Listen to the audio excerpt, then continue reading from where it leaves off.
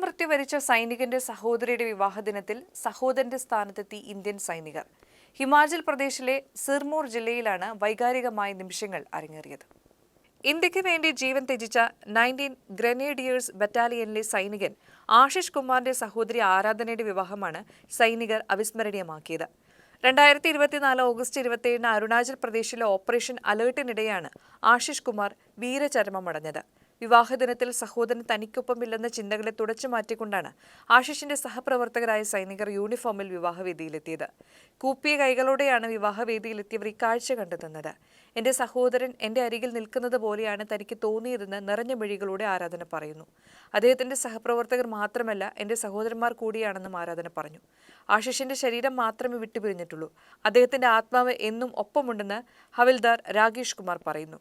സഹോദരന്റെ കടമകളാണ് ഞങ്ങൾ പൂർത്തിയാക്കിയത്. ഇന്ന് മാത്രമല്ല, എല്ലായ്പ്പോഴും ആ കുടുംബത്തിനൊപ്പം ഉണ്ടാകുമെന്നും സൈനികർ ഉറപ്പു പറഞ്ഞു.